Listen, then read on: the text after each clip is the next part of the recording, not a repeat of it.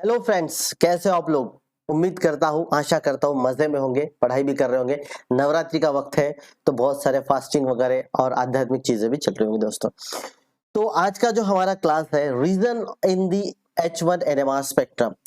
अब reason in the H1 NMR spectrum, इसके पहले हम लोग थोड़ा सा फिर से एक बार रिकैप ले लेते हैं, क्योंकि बहुत सारा बीच बीच में क्या हो रहा है, गैप आ रहा है। तो फिर हम उस गैप को फिलफिल करने के लिए थोड़ा सा एक रिकैप, एक रिवीजन ले लेते हैं हम लोग दोस्तों। ठीक है, तो चलिए फिर से मैं स्टार्ट करता हूँ। 5 मिनट के अंदर मैं एक रिकैप ले लूंगा। ठीक है, हम लोग बात कर रहे हैं एनएमआर स्पेक्ट्रोस्कोपी की। तो एनएमआर स्पेक्ट्रोस्कोपी में ऐसे अलग अलग रीजन्स हैं, है ना। कौन से रीजन है? From the radio wave to the cosmic ray. Radio wave जो है वो हायर वेवलेंथ है और लो फ्रीक्वेंसी। इधर जो आपका आएगा इंक्रीजिंग मतलब wavelength from left to right, right to left जैसे दिखा। ठीक है, decreasing wavelength, increasing wavelength and frequency. तो either from lower frequency to higher frequency और lower wavelength to higher wavelength, हम लोग जो अलग अलग अवेलेबल रेडिएशन है उसको हम लोग अरेंज करते हैं। उसको हम लोग कहते हैं क्या? Electromagnetic radiation. क्या कहते हैं उसको? Electromagnetic radiation. अब इलेक्ट्रोमैग्नेटिक रेडिएशन में होता क्या है, जो हम एनएमआर स्पेक्ट्रोस्कोपी के लिए ले रहे हैं वो हम लोग क्या ले रहे हैं? हम लोग ले रहे हैं radio. What we are taking radio wave. तो अगर हम रेडियो वेव लेते हैं, ठीक है, तो होता क्या है, जो न्यूक्लियस से प्रोटॉन है ना, these are the proton. Actually किसके प्रोटॉन? CHO के प्रोटॉन या कोई और प्रोटॉन हो सकते हैं। तो ये जो प्रोटॉन्स है, they itself act as the tiny bar magnet. They itself act as the tiny bar magnet. अब जब कोई मैग्नेटिक फील्ड अवेलेबल नहीं होता है तो उस वक्त क्या हो रहा है, जब कोई मैग्नेटिक फील्ड अवेलेबल नहीं, तो इस तरीके से, किस तरीके से, ये जो है प्रोटॉन्स ऐसे रैंडम इधर उधर बिखरे हुए होंगे। लेकिन जैसे ही मैग्नेटिक फील्ड में आते हैं वो उसमें अलाइन होंगे, आइदर पैरेलल अलाइन होंगे या फिर इसको अपोज करेंगे। ठीक है ना, रेनफोर्स होंगे या फिर इसको क्या करेंगे? अपोज करेंगे। इस तरीके से होगा।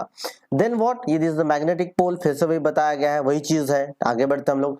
सिस्टमैटिक डायग्राम हम लोग ने देखा है, तो ये एक एक्चुअल सिस्टमैटिकली डायग्रामेटिकली यहाँ पर बताया गया है।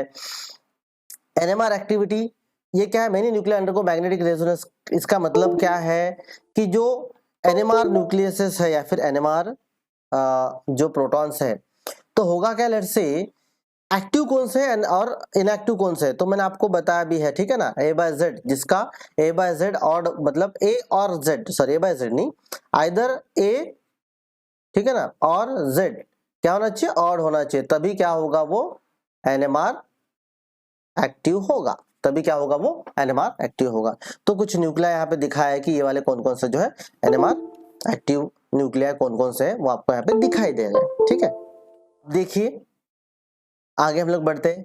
H1 NMR स्पेक्ट्रा, तो हमने इसके बारे में स्टडी की थी। कौन कौन से स्टडी की थी? इसको देखकर हमें बहुत सी चीजें पता चलती। कौन सी? बहुत चीजें। Position of signal, number of signal, intensity of signals, spin splitting of the signals. Position of signal मतलब क्या? Indicate what type of hydrogen the molecule contain, मतलब कहां पर है, पोजीशन है ना। देखिए यहाँ पर लिखा है ये types of proton, delta value, इससे पता चलता है कि टाइप्स ऑफ प्रोटॉन कौन कौन से। ठीक है ना, ये डेल्टा वैल्यू, ये तरीका, दूसरा अलग तरीका। Number of signal, equivalent non equivalent, दो इक्विवेलेंट नॉन इक्विवेलेंट है। ठीक है, height of the signal, ratio of the proton, मतलब 1:3 है तो यहाँ पे 3 होगा तो ये 9 होगा वगैरह वगैरह। Splitting of signal, neighbourhood proton, वो हम ज्यादा डिटेल में भी हम लोग पढ़ाई करने वाले हैं। ठीक है, स्ट्रक्चरल इंफॉर्मेशन ये पता चलती है। शील्डिंग एंड केमिकल शिफ्ट, जो भी न्यूक्लियस है, न्यूक्लियस के आजू बाजू में क्या होते हैं? इलेक्ट्रॉन्स घूमते हैं। वो इलेक्ट्रॉन का भी खुद का मैग्नेटिक फील्ड होगा। क्यों मैग्नेटिक फील्ड होगा? Every moving particle has its own magnetic field. तो ये यहाँ पे जो इलेक्ट्रॉन होगा, वो इलेक्ट्रॉन अगर क्या कर सकता है, इलेक्ट्रॉन का जो मैग्नेटिक फील्ड है, आइदर जो एक्सटर्नल अप्लाइड मैग्नेटिक फील्ड है उसके साथ क्या होगा? इंक्लूड होगा, या फिर क्या होगा? उसको अपोज करेगा। अगर क्या होता है, इस डायरेक्शन में होता है तो हम उसको क्या कहेंगे? That is called as deshielded. और वही अगर magnetic field direction of the electron is oppose कर रहा है किसको? अप्लाइड एक्सटर्नल मैग्नेटिक फील्ड को, तो हम उसको क्या कहेंगे? शील्डेड कहेंगे। That is called as the shielded proton. ठीक है, तो शील्डिंग एंड केमिकल शिफ्ट, तो शील्डिंग और केमिकल शिफ्ट में क्या होता है, इसके लिए मैंने आपको आगे बता के रखा है क्या। ठीक है, दीज आर दी वैल्यूज। इसके लिए आगे मैंने क्या बताया, ये देखो ये वाला, कि अगर जैसे इलेक्ट्रो पॉजिटिव है तो फिर क्या होगा उसका? डीशील्डिंग हो, upfield delta top value higher, delta value lower. Electronegative downfield जाएगा तो top value lower and delta value higher, shielding deshielding, ठीक है ना, इंक्रीजिंग अल्किल सब्स्टिट्यूशन वगैरह। शील्डिंग और जो shielding effect of electronegative atom इस तरीके से, उसकी इलेक्ट्रोनेगेटिविटी जितनी कम कम होते जाएगी उसका है उतना ही डेल्टा वैल्यू कम कम होते जाएगा। Electronegativity from bottom to top जैसे बढ़ते जाएगा तो फिर केमिकल शिफ्ट भी बॉटम टू टॉप बढ़ता जाएगा, ठीक है। और कुछ एग्जांपल, क्यूमुलेटिव डीशील्डिंग इन क्रोमोमीथेन, ये दिखा है कि जैसे जैसे हम लोग क्लोरीन बढ़ा रहे हैं, 1 क्लोरीन 2 क्लोरीन 3 क्लोरीन, उसी तरीके से क्या हो रहा है उसका डेल्टा वैल्यू जो बढ़ती जा रही है, 3.05 ppm 5.30 ppm 7.27 ppm देख सकते हैं। इलेक्ट्रोनेगेटिविटी जितनी बढ़ेगी उतना ही बढ़ेगा, ठीक है ना। ये उसी का फिर से एक एग्जाम्पल यहाँ पे हमने रिपीट किया था। एरोमेटिक डीशील्डिंग एनिसोट्रोपी में क्या होता है कि इलेक्ट्रोनेगेटिव एक अलग फैक्टर, बट मॉलिक्यूल, एरोमेटिक में मॉलिक्यूल एक्सटर्नल अप्लाइड जो मैग्नेटिक फील्ड है उसमें क्या पोजीशन लेता है, डिपेंड्स ऑन शील्डिंग और डीशील्डिंग। तो देखो यहाँ पर ये जो हो मैग्नेटिक फील्ड है इस तरीके से, एक्चुअली जो बेंजीन रिंग है इस तरीके से वो पोजीशन लेता है इंड्यूस मैग्नेटिक फील्ड में। And what happened, this is, देखो ये मैग्नेटिक फील्ड, तो इंड्यूस मैग्नेटिक फील्ड इसको क्या कर रहा है, एक्चुअली डीशील्ड कर रहा है, ठीक है ना। देखो इसको अपोज कर रहा है, क्या है, एक्सटर्नल जो मैग्नेटिक फील्ड है उसको अपोज कर रहा है, क्या नहीं कर रहा है। तो फिर ये क्या हो रहा है, उसके साथ रेनफोर्स हो रहा है, मिक्सअप हो रहा है। अब रेनफोर्स हो रहा है, मिक्सअप हो रहा है, तो हम उसको क्या कहेंगे, उसको हम कहेंगे डीशील्डिंग। अगर वही अपोज करता तो हम उसको क्या कहते हैं, शील्ड कहते हैं, ठीक है। जैसे अल्काइन में देखिए प्रोटॉन्स यहाँ पर है, तो इसका जो ये जो अल्कीन का मैग्नेटिक फील्ड है, ठीक है ना, वो अल्कीन का मैग्नेटिक फील्ड क्या हो रहा है, इसके जो इलेक्ट्रॉन्स है वो इस तरीके से है, ठीक है, इस तरीके से, मतलब ऐसे घूम के आ रहे हैं। तो ये अगर एक्सटर्नल अप्लाइड मैग्नेटिक फील्ड है तो उसको क्या कर देखो अपोज कर रहे हैं, ये यहाँ पे देखना है आपको, फॉर दिस प्रोटॉन ओनली, है ना। इस प्रोटॉन के लिए देखो ये ऐसे है, ये देखो ये ऐसे है, ये भी ऐसे है, इसका मतलब क्या है, अपोज कर रहा है, तो क्या हो गया, शील्डिंग हो गया। ये summary of pi electron and chemical shift, उसके लिए भी दिखाया है कि प्रोटॉन टाइप बेंजीन प्रोटॉन है तो हाईली डीशील्डेड 6.5 to 8 उसकी वैल्यू होगी, याद रखना है। अल्कीन डीशील्डेड है 4.5 to 6 है, ठीक है। और C11 शील्डेड है तो उसका केमिकल 2.5। मैं बता डीशील्डिंग शील्डिंग उसका इस तरीके से काम होता है, हमने पहले भी डिस्कस किया है। Now the region in the H1 NMR spectrum, हम लोग यहाँ से आगे बढ़ने वाले हैं, ठीक है। बार बार रिपीटेशन ही हो रहा है, समझने में दिक्कत नहीं होनी चाहिए, बट फिर भी देखो, ठीक। Now let's see the reasons in the H1 NMR spectra means what, chemical shift in ppm। Let's see होगा क्या कि आप कंपाउंड्स को, ये इंक्रीजिंग डीशील्डिंग इंक्रीजिंग शील्डिंग, इसका मतलब क्या है, ये इधर डीशील्डिंग जोन से शील्डिंग जोन, ठीक है ना, ये डीशील्डिंग जोन से डीशील्डिंग जोन शील्डिंग जोन, इसका मतलब उसका जितना डीशील्डिंग होगा तो इधर बढ़ते जाएगा, समझ में ना, वैल्यू बढ़ेगा। डीशील्डिंग मतलब जैसे इलेक्ट्रोनेगेटिव एटम जितना ज्यादा उतना ही ज्यादा डीशील्डिंग इस बढ़ते जाएगा। तो देखो इलेक्ट्रोनेगेटिव इधर बढ़ते जा रहा है, sp3 carbon, no electronegative atom is here, इस रेंज में 1 to 1.5, 1.5 to 2.5 क्या होगा, कार्बन ऑक्सीजन नाइट्रोजन इसके साथ, जैसे ना Z क्या है, कार्बन ऑक्सीजन नाइट्रोजन यहाँ पे अटैच है, तो ठीक है, सिर्फ sp3 carbon it's okay. But अगर C double bond Z carbon है, C डबल बॉन्ड Z मतलब ऑक्सीजन है, C double bond Z nitrogen है, इनमें से कोई भी अगर एक है तो क्या होगा 1.5 to 2.5, ठीक है। Now what if Z is here, the sp3 carbon, with the sp3 carbon Z is attached, and if Z is either nitrogen, oxygen or halogen, then your value ranges from 2.5 to 4.5, that is the case. Now what next, for if the sp2 carbon C double bond C is there, then it's actually, let's see, electronegativity of the carbon double bond carbon is very less, so electronegativity increases with the bond, that is C double bond C having the higher electronegativity value than the carbon single bond carbon, and comparatively carbon triple bond carbon having the more electronegative value than these two, so this is more electronegative, ये भी याद रखना आपको, ये भी होता है, ठीक है ना। So what sp2 इस ये इलेक्ट्रोनेगेटिव वैल्यू है इसके वजह से, तो फिर वैल्यू रेंजेस फ्रॉम 4.5 to 6.5, यहाँ पर 4.5 to 6.5 value increases. Here for the benzene ring, benzene proton 6.5 to 8, as earlier we had discussed, the value will be 6.5 to 8. Now for the, let's see, this is what aldehydic means oxygen, aldehydic proton and carboxylic acid proton attached with the oxygen, value ranges from 9 to 12. So keep in mind, this is for your study purpose, for keeping in your mind. You must have to inculcate in your mind properly. Why? Because these are the value obtained from the experimentation, that okay, these are the range इसमें. तो अगर simple sp3 carbon है तो समझ जाना, हाँ यार 1 to 1.5 वगैरह है. अच्छा, कार्बोक्सिलिक एसिड है, अल्डेहाइडिक प्रोटॉन है, कार्बोक्सिलिक एसिड का प्रोटॉन है, तो भैया 9, 10, 11, 12 वगैरह. सर 9 से 12 रेंज क्यों? अब कौन सा कार्बोक्सिलिक एसिड डिपेंड करता है ना, कौन सा अल्डेहाइड डिपेंड करता है ना, उस पर डिपेंड करेगा. समझ लो, इस पे ये डिपेंड करेगा. सो आगे बढ़ते हैं हम लोग, ठीक है ना. Shielded protons absorb at lower chemical shift to the right, deshielded proton absorb at the higher chemical shift to the left. वही ठीक है. नाउ ये फिर से बताने की जरूरत नहीं है, बट वही फिर से चलो. Structural information from future of the H1NMR हमें पता है. Position of signal indicate the what type of hydrogen. Position of signal क्या इंडिकेट करता है? Just a second. Let's suppose signal 1, I am taking one example, यहाँ पे समझाएंगे, फिर से मैं लेता हूँ, ठीक है. CH3 CH2OH, let's suppose 3 signals are giving, let's suppose, ठीक है ना.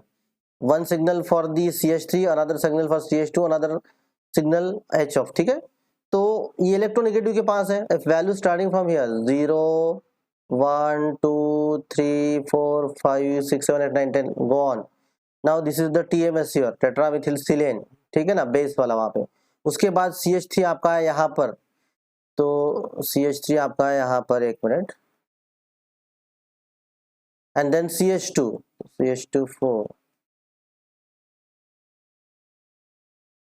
and then OH. देखो, position of signal indicate what type of hydrogen molecule contents. मतलब क्या है? पोजीशन ऑफ सिग्नल 1 to 2 1 2 यहाँ पे है, ठीक है ना. 1 to 2 नहीं होगा, मैंने छोटा बना इसलिए, डोंट गेट कंफ्यूज. तो 1 पे है मान के चलो, तो 1 के है मतलब what type of hydrogen atom, it should be the sp2 sp3 hydrogen atom. इसमें और कुछ भी नहीं होगा. तो मतलब क्या है? CH3.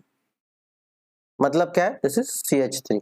अब वही अगर हम सेकंड बात करते हैं, ठीक है ना, कि दूसरा भी कहां पर है, दूसरा भी CH मतलब प्रोटॉन विथ कार्बन, लेकिन क्या है, ये ऑक्सीजन के नजदीक, इसलिए इसकी वैल्यू बढ़ गई. देखो, indicate the type of position of signal. Position at 3, ना पोजीशन एट 4 5 या जो भी है, so this hydrogen is attached to the oxygen, chlorine और इलेक्ट्रोनेगेटिव एटम. याद रखना, अल्कोहल का इस तरीके से ब्रॉड स्पेक्ट्रम आता है, ठीक है. एक तो नहीं मिलता है या फिर ब्रॉड स्पेक्ट्रम आता है. सो पोजीशन ऑफ सिग्नल ये इंडिकेट करता है. Number of signal, different types of hydrogen, this is one type of hydrogen, second type of hydrogen, third type of. number of signal 1 2 and 3. intensity of the signal indicate करेगा. देखो, इसकी height अगर हम divide करते हैं तो 1 2 3, इसका 1 2 मतलब हाइट 2:3, तो ये 2:3. समझ में आ रहा है? 2:3 इस तरीके से, ठीक है. थोड़ा कम ज्यादा हो सकता है. Intensity of the signal indicate relative amount of kind, मतलब ठीक है ना. इंटेंसिटी, नंबर ऑफ सिग्नल का ये इंटेंसिटी, सॉरी ये वाला इंटेंसिटी.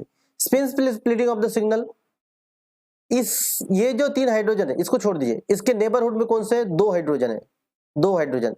तो ये क्या करेगा, n+1 रूल के हिसाब से क्या देगा, n+1 rule, n means 2 hydrogen, 2 hydrogen plus 1 3, triplet.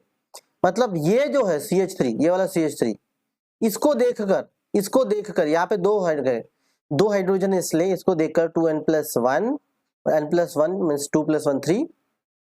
इसको देखकर ये ट्रिपलेट में डिवाइड हो. देखो ट्रिपलेट, ये 3 हाइड्रोजन है इसलिए नहीं हो रहा है, ये 3 हाइड्रोजन है इसलिए नहीं हो रहा. कीप इन माइंड, ठीक है. ये ट्रिपलेट क्वार्टेट, तो ये जो है, this is for what, this is for CH3 and this is for CH2. तो ये CH3 जो है, CH3 इसको देखकर ट्रिपलेट में कन्वर्ट हो रहा है CH3, और ये CH2 इसके बाजू में 3 प्रोटॉन है, तो 3 + 1 4, तो फिर ये क्वार्टेट में स्प्लिट हो रहा है. That is called as spin splitting, ठीक है. That is called as spin splitting.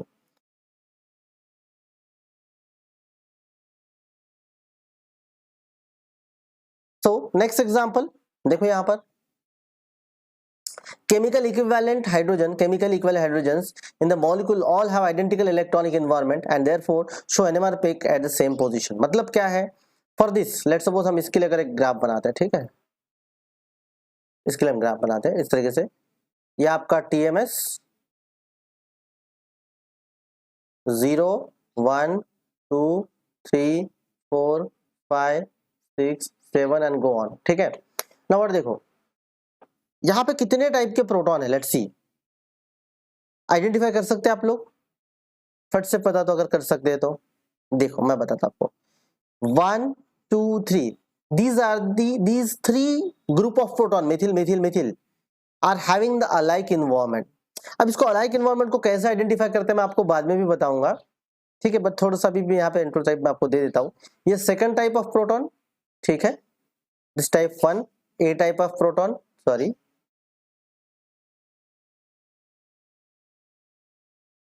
this is type A proton, type A proton, type A proton, this is type B proton and this is the C proton। now what, how ये तीनों को environment save क्यों है? देखो मान के चलो ये मिथिल है, मिथिल क्या बोलता है, देख भाई मैं वहां पर हूं जिसके मैं ऐसे कार्बन के साथ अटैच हूं, मैं ऐसे कार्बन के साथ अटैच हूं, ये मिथिल ग्रुप बोल रहा है, सीधा 3 प्रोटॉन है मिथिल, ऐसे कार्बन के साथ अटैच हूं जो और 2 मिथिल ग्रुप और एक CH2OH ग्रुप के साथ अटैच है। ध्यान दो ये क्या बोल सकता है, मैं ऐसे कार्बन के साथ अटैच हूं जो और 2 मिथिल और एक CH2OH के साथ अटैच है। भाई ये भी तो बोल सकता है मैं ऐसे कार्बन के साथ अटैच हूं जो और 2 मिथिल और एक CH2OH के साथ अटैच है। तो मैं भी, ये भी कहेगा मैं भी ऐसे कार्बन के साथ अटैच हूं जो 2 मिथिल और CH2OH के साथ, ठीक है।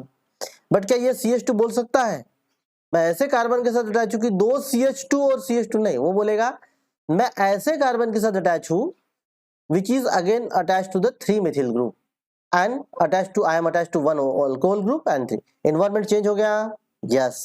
ये बोल सकता है क्या मैं 3 मिथिल वगैरह नहीं, वो तो बोलेगा मैं सिर्फ ऐसे कार्बन के साथ अटैच हूं जो और टर्शियरी ब्यूटिल ग्रुप के साथ अटैच है। तो तीनों का एनवायरमेंट है, समझ में आ रहा, 3 टाइप। तो यहाँ पे क्या मिलेगा आपको, 3 टाइप के प्रोटॉन मिलेंगे। तो ये जो पहला मिलेगा CH3 CH3 CH3, लेकिन ये जो एक सिग्नल मिलेगा कितने प्रोटॉन के लिए, 9 प्रोटॉन के लिए, और इसके बाजू में कार्बन में कितने प्रोटॉन है, एक भी नहीं है, तो ये सिंगलेट देगा एक बड़ा लंबा सा, ये एक लंबा सा सिंगलेट देगा। क्यों देगा, स्प्लिटिंग, स्पिन स्प्लिटिंग कब होती है याद रखो, ये जो है ना सिग्नल स्प्लिट कब होता है, जब उसके आजू बाजू में नेबरहुड में प्रोटॉन होते हैं। तो नेबरहुड कार्बन में कोई प्रोटॉन नहीं है इसलिए स्प्लिट नहीं होगा, पहली बात। सर ये 1 पे क्यों आया, तो बच्चों 1 पे आने का रीजन क्या है, 1 पे या 1.2 पे अप्रोक्सीमेट इस रीजन में, क्योंकि ये sp3 हाइब्रिडाइज्ड कार्बन है, ऑक्सीजन से दूरी पर है बहुत, कोई इलेक्ट्रोनेगेटिव एटम नहीं है, तो 1 to 2 के रेंज में आएगा। लेकिन अगर आप इसकी बात करते हो CH2 की, तो CH2 कहां पे, ऑक्सीजन के थोड़े नजदीक है, तो वो यहां पे कहीं पे आ जाएगा। लेकिन कोई मुझे बता सकता है आप में से, सॉरी, कि ये CH2 जो है इसकी स्प्लिटिंग क्या होगी, सही है, इसकी भी स्प्लिटिंग नहीं होगी। नेबरहुड कार्बन में कोई भी हाइड्रोजन नहीं है, इधर ऑक्सीजन है, ऑक्सीजन का हम लोग अभी कंसिडर ही नहीं कर रहे, हम लोग HNMR ले रहे हैं, अगर देता है तो भी ब्रॉड देता है, तो CH2 भी क्या दिखाएगा, सिंगलेट दिखाएगा तकरीबन यहाँ पे कहीं पे, एंड हाइड्रोजन ऑफ OH यहाँ पर भी, यहाँ पर कहीं दिखाएगा, इस जगह में कहीं पर दिखाएगा, समझ रहे हो, इस पोर्शन में यहाँ पर वो कहीं पे दिखाएगा। क्लियर है इस तरीके से, तो ऐसी ये इस तरीके से हम क्या कर सकते हैं, इंटरप्रेट कर सकते हैं। अब चलिए हम लोग यहाँ पे क्लास को रोकते हैं, कोई भी डाउट है कमेंट है तो मुझे जरूर आप लोग पूछना, ठीक है। अदरवाइज मिलते हैं नेक्स्ट वीडियो में, तब तक खुश रहिए, पढ़ाई करते रहिए, हंसते रहिए, मस्त रहिए, बाय बाय।